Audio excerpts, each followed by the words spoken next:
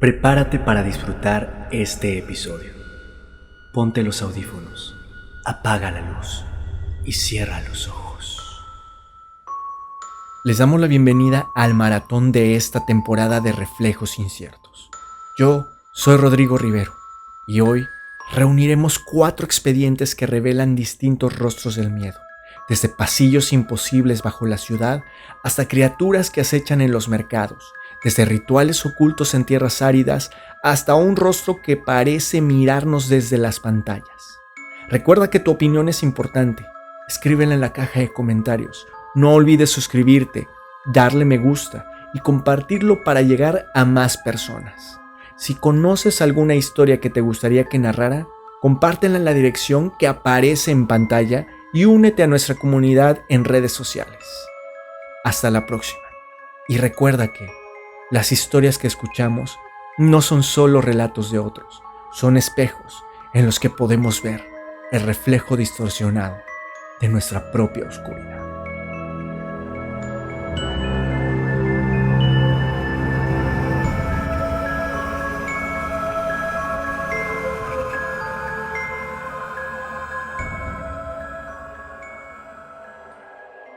Selene Delgado. Durante las décadas de los 80s y 90, la televisión mexicana no solo era un medio de entretenimiento, también era un espejo silencioso del país, y entre caricaturas, películas y programas de concurso existía un espacio que rompía la programación con una seriedad incómoda: el servicio a la comunidad del Canal 5. Con una voz grave y monótona, el locutor Melquiades Sánchez leía una lista de nombres de personas desaparecidas, rostros en blanco y negro, fijados en pantalla por unos segundos, edad, estatura, fecha y lugar de extravío, y algunos datos más. Después, silencio, y todos de vuelta a la normalidad. Millones de niños vieron ese segmento sin entender del todo qué estaban presenciando, y sin embargo, el nombre de Selene Delgado quedó grabado en la memoria de muchos. Pedimos ayuda para localizar a Selene Delgado López, de 18 años, se extravió el 22 de abril en la delegación Álvaro Obregón. A diferencia de otros anuncios, el de Selene Delgado López se repitió durante años. Nunca se informaba de avances en su caso. Nadie parecía saber de dónde provenía la solicitud. Y lo más extraño, su fotografía era borrosa, de baja calidad, más propia de los años 60 que de los 80. Un usuario en redes sociales escribió años más tarde: era como si su cara no quisiera ser vista, como si cada vez que el anuncio aparecía se congelara el ambiente. Muchos niños, ahora adultos, aseguran haber sentido incomodidad al ver su imagen, como si el tiempo no pasara para ella, como si su caso estuviera ahí no para ser resuelto, sino para recordarnos algo. En 2020, un usuario de Twitter revivió el caso. Publicó un hilo con capturas del servicio a la comunidad y entre ellas resaltó la imagen de Selene, afirmando que la mujer había sido reportada como desaparecida desde los años 80, pero no hay ningún registro oficial de su caso en el Registro Nacional de Personas Desaparecidas, ni año de desaparición, ni familiares registrados, ni pruebas de que alguien la buscara. Era, en palabras de algunos, una presencia sin origen. La desaparición de una persona no siempre deja un grito. A veces deja solo una imagen difusa, repetida en horarios irregulares, frente a millones de ojos que nunca preguntaron nada. Algunos internautas sugirieron que Selene no era una persona real, sino un nombre genérico, una representación del dolor colectivo de miles de desapariciones. Otros fueron más lejos. Dijeron que su rostro había sido fabricado, que no existía fuera de la cápsula de televisión, que era un error o un mensaje. En YouTube comenzaron a circular videos donde, usando inteligencia artificial, intentaban reconstruir su rostro completo a partir de una imagen borrosa. El resultado siempre era el mismo, una expresión que transmitía ausencia total. Selene Delgado López se iba a resultar desde el 28 de mayo del año 2000. En septiembre de 2020, el caso volvió a hacerse viral. Miles de usuarios reportaron tener en sus contactos de Facebook un perfil llamado Selene Delgado. Todos aseguraban no haberla agregado. Algunos intentaron escribirle. Otros compartieron capturas mostrando que ella estaba en su lista de amigos, aunque no la conocían. Las teorías explotaron. ¿Era una cuenta falsa? ¿Una IA? ¿La misma Selene? La mujer detrás del perfil finalmente se manifestó. Dijo estar viva, bien, y que no era la persona desaparecida. Explicó que todo se debía a una configuración de privacidad en la plataforma. Los perfiles que no aceptan solicitudes pueden parecer contactos cuando en realidad no lo son. Pero para entonces ya nadie quería la explicación racional. La leyenda había tomado fuerza.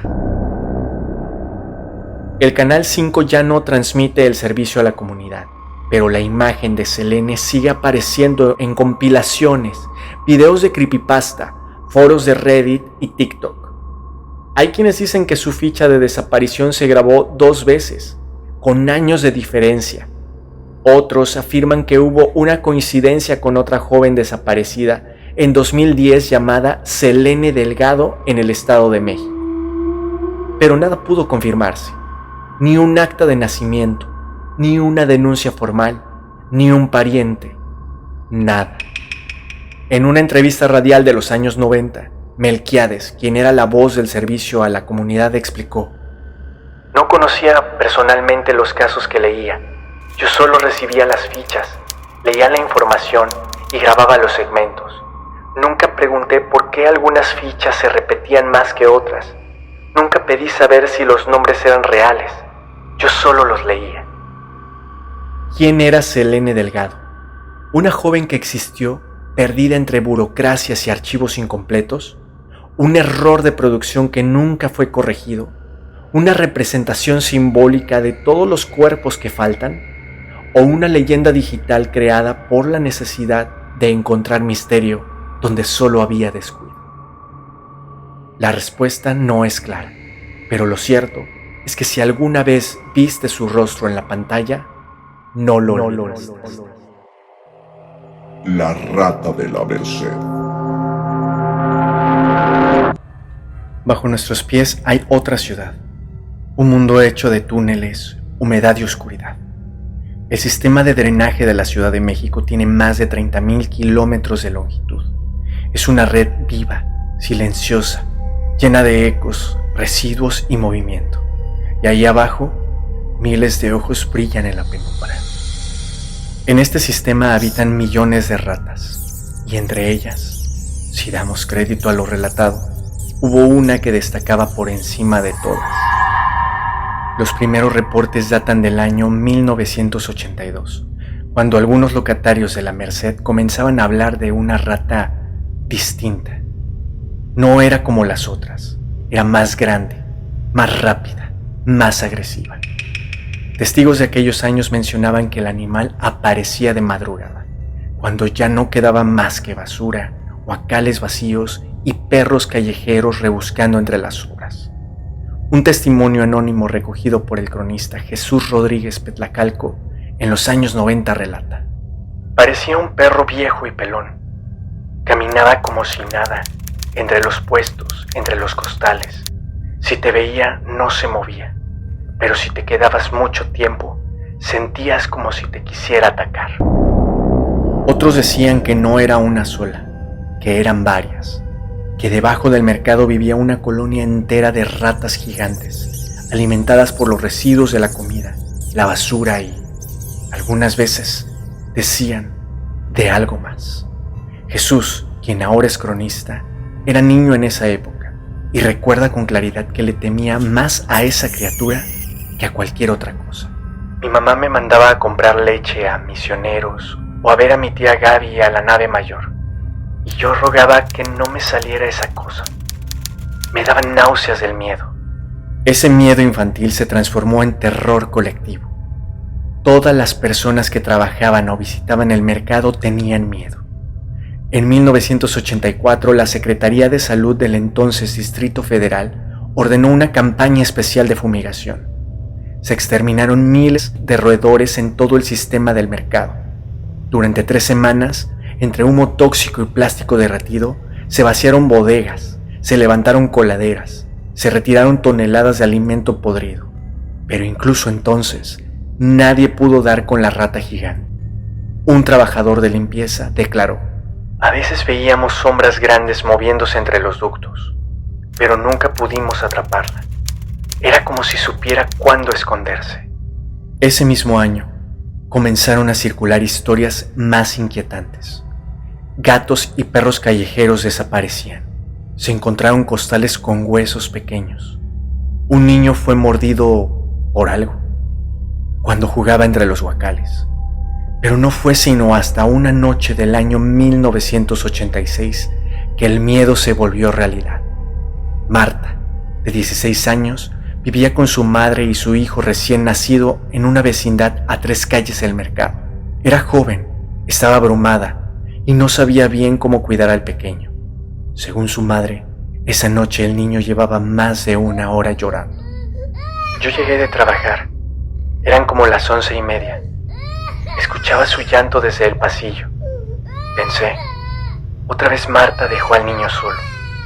Cuando entré, noté que su cobijita estaba tirada y manchada de algo oscuro. Encontramos al bebé debajo de la cama, con el bracito metido en un agujero de la pared y algo se lo estaba jalando. Lo que ocurrió esa noche no quedó registrado en un informe policial. No hubo denuncia formal ni seguimiento. Pero un acta médica del Hospital Balbuena reportó que un bebé de 4 meses había ingresado con heridas graves en el brazo derecho, mordidas múltiples, traumatismo craneal, sin pérdida de extremidades, estado estable. En esa vecindad, los muros compartían espacio con viejas estructuras del drenaje. La humedad se filtraba por grietas, los muros eran delgados y los agujeros en la parte baja eran comunes. Ese agujero fue sellado con concreto al día siguiente. No volvió a abrirse, pero todos los vecinos comenzaron a escuchar ruidos por la noche. Golpes suaves, arrastres y gruñidos profundos. Una semana después, Marta y su madre se mudaron. Dejaron la vecindad y nunca regresaron. La historia fue perdiéndose entre los cambios de gobierno, las reformas urbanas y el crecimiento del comercio informal. Durante los 90s, los rumores bajaron de intensidad. Pero entre los locatarios más viejos la leyenda seguía viva. Decían que la rata solo salía cuando el mercado estaba en crisis. En 2020, durante la pandemia, la Merced se vació por semanas. Los pasillos estuvieron casi vacíos por primera vez en décadas. Y fue entonces que un trabajador de mantenimiento del metro reportó haber visto algo inusual en las cámaras internas de los túneles que cruzan debajo del mercado. En un video registrado el 14 de mayo, se observa un animal cruzando rápidamente entre los rieles. El archivo fue filtrado en foros digitales. Muchos lo tacharon de falso, pero algunos aseguran que lo que se ve es una rata del tamaño de un perro mediano, de cuerpo alargado, pelaje grisáceo y una cola anormalmente gruesa. Hoy, más de 40 años de la primera fumigación masiva, el temor a la rata gigante de la Merced sigue vigente. Algunos la ven como una leyenda, otros como un síntoma del olvido institucional, de la pobreza, de los sistemas que se desbordan, y otros prefieren no hablar de ella. Fallos en la realidad. Existen trayectos que repetimos tantas veces que podríamos hacerlo con los ojos cerrados. Las estaciones, los pasillos, incluso el flujo de la gente. Todo sigue una lógica que nos da cierta seguridad. Pero, ¿qué ocurre cuando algo altera ese recorrido cotidiano? Lo que están a punto de escuchar le sucedió a Marco, un joven que trabaja en la zona de Polanco y que, como muchos, hace transbordo diario en la estación Tacuba, un trayecto que aseguraba conocer de memoria hasta ese día. Sé cuánto me tardo en recorrer el transbordo entre una línea y otra. Lo he hecho 1000 veces, pero esa vez fue diferente. Desde que empecé a caminar, supe que algo no estaba bien. El pasillo se sentía más largo. Las paredes estaban sucias, manchadas con algo oscuro. El piso ya no era el mismo. Era concreto viejo, húmedo, como si estuviera caminando por una parte abandonada del metro. Algo que no debería estar allí. Pero lo más perturbador no fue eso. A esa hora, el lugar suele estar lleno, pero ese día estaba completamente solo. Marco caminaba incansablemente, pero las escaleras no llegaban a aparecer. Le empezó a faltar el aire, el pecho le dolía. Quiso regresar, pero cuando volteó, ya no reconocía nada. Fue entonces cuando vio algo fuera de lugar. Había una puerta metálica oxidada, sin letreros, sin señales. La empujó con miedo y al cruzarla, ya no estaba en Tacuba. Estaba en colegio militar. Algo imposible. No hay conexión directa entre esas estaciones. Cuando logró salir del metro eran casi las 11 de la noche. Lo que debió tomarle 10 minutos se convirtió en un vacío de más de 4 horas. Marco no recuerda qué pasó en ese tiempo. Solo sabe que, desde entonces, evita ese transbordo y que algo ese día lo desvió de su realidad conocida. ¿Qué puede hacer que una estación tan transitada se convierta en un túnel vacío? ¿Fue una ilusión, una fisura en la mente o un fallo en el tejido de lo real? Historias como la de Marco abundan más de lo que creemos, todas con una constante, una pequeña alteración en lo cotidiano que nos arrastra a lo inexplicable, un pasillo que se alarga más de lo posible y una puerta que no debería existir. Hay quien dice que el tiempo se estira o se encoge en momentos de angustia, pero para otros, el tiempo simplemente desaparece, como si algo o alguien lo manipulara a su antojo. Un mecanismo invisible que de pronto se descompone sin aviso alguno. Claudia compartió su experiencia a través de un mensaje enviado a nuestro correo. Lo que vivió ocurrió en un tramo breve, cotidiano, aparentemente inofensivo, pero terminó convirtiéndose en una grieta en la lógica del tiempo. Tomé la línea 3 en Zapata, como todos los días. Solo iba a recorrer 3 estaciones hasta Etiopía. Es un trayecto corto, pero esa vez algo no cuadraba. El tren no avanzaba, o al menos eso creí. Miraba por la ventana y pasé por Eugenia 3 veces. 3. La misma estación, la misma gente en el andén, todo idéntico. Pensé que me estaba volviendo loca. Claudia dice que no sintió el tren detenerse. Tampoco escuchó los anuncios.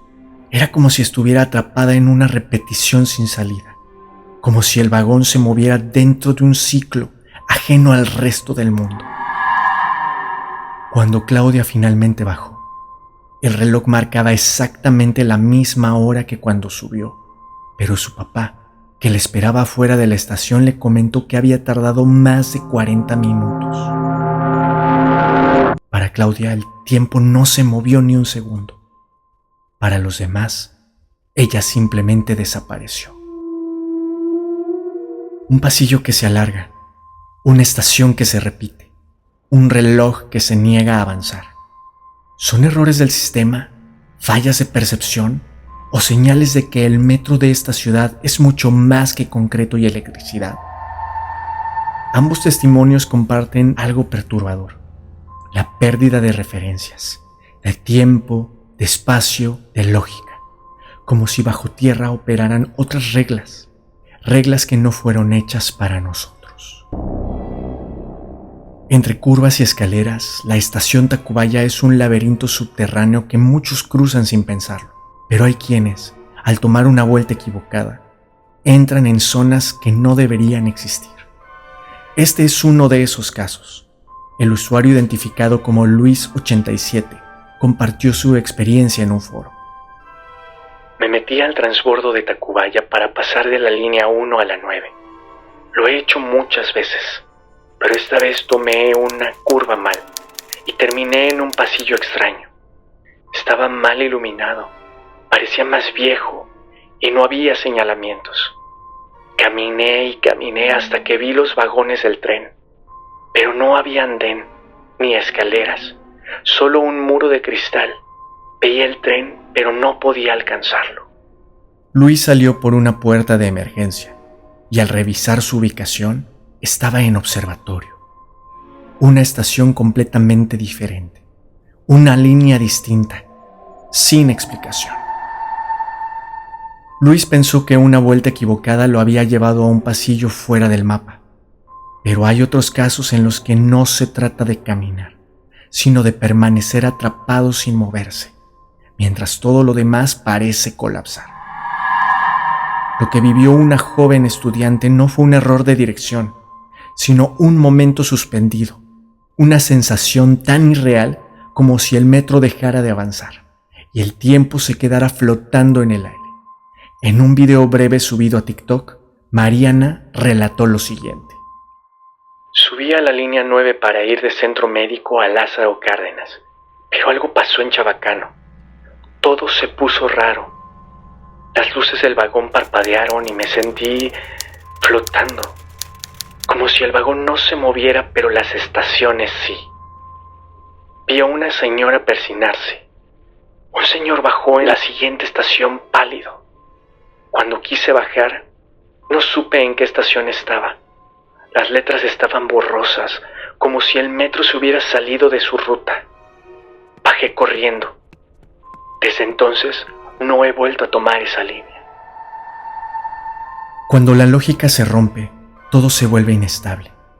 El tiempo, el espacio y la confianza en lo que vemos. Chabacano no solo fue una estación para Mariana, fue una pausa en la realidad, un instante flotante que aún no tiene explicación. Mariana descendió en una estación sin nombre, con letreros que parecían derretirse ante sus ojos.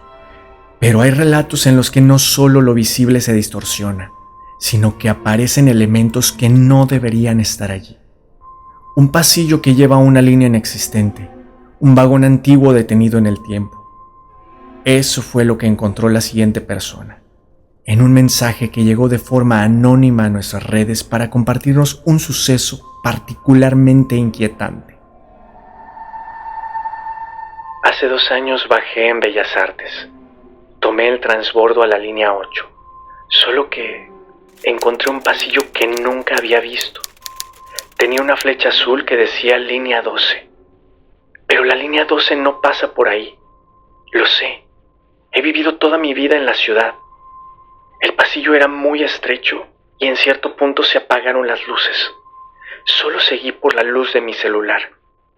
Llegué a un andén con un vagón antiguo, más corto que los actuales, con puertas redondas. Subí y estaba vacío. No se movía, no tenía luces. Bajé y el pasillo por el que llegué ya no estaba. Tuve que salir por una puerta lateral. Cuando logré ver un letrero, estaba en Pino Suárez. Permita el libre cierre de puertas.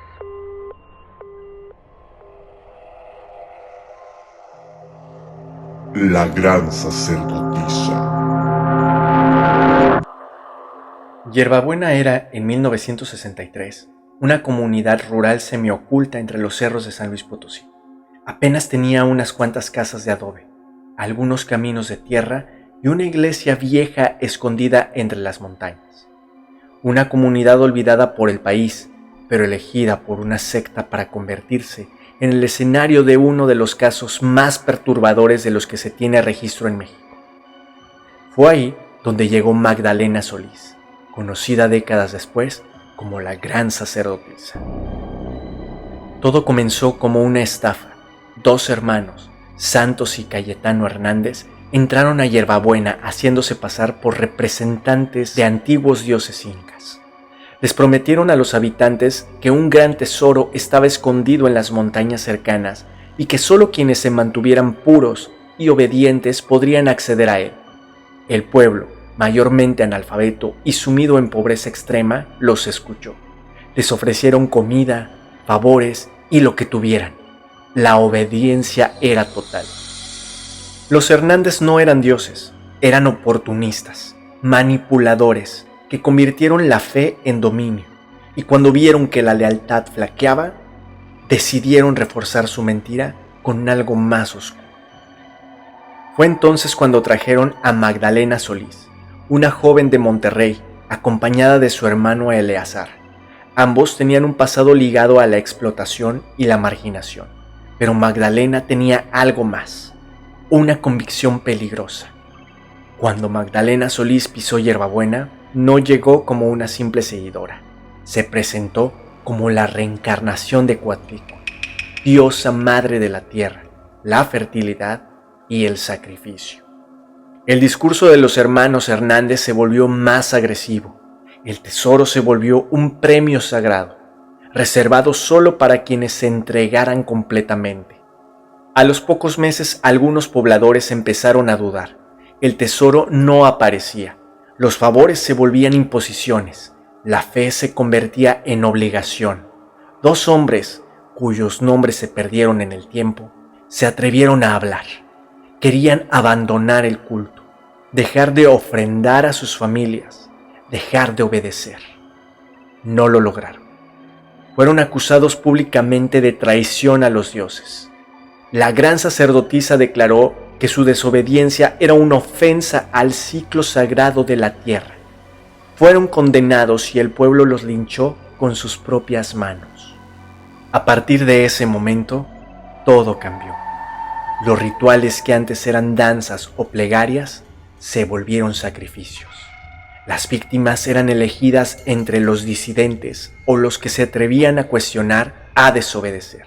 Primero eran golpeadas, luego atadas y finalmente conducidas a una cueva que servía como templo oculto. El líquido rojo se vertía en un cáliz. Primero bebía Magdalena, luego Santos, luego Cayetano, luego Eleazar y al final el resto del pueblo. Según testimonios posteriores, algunos de los participantes creían realmente que eso les daría poderes. Otros simplemente tenían miedo. Uno de los pocos sobrevivientes del culto declaró años más tarde: había un silencio antes del ritual, como si todos supiéramos que algo no estaba bien, pero nadie podía detenerlo. Y cuando ella alzaba el cáliz, sentías que estabas viendo algo prohibido, algo que no era humano. En mayo de 1963, un joven llamado Sebastián Guerrero pasaba cerca de la zona de las cuevas. Había oído ruidos, visto luces. La curiosidad lo venció. Se acercó en silencio y lo vio todo. Rituales vampíricos, danzas enajenadas, perversión humana y depravación. No podía creer lo que se revelaba ante sus ojos.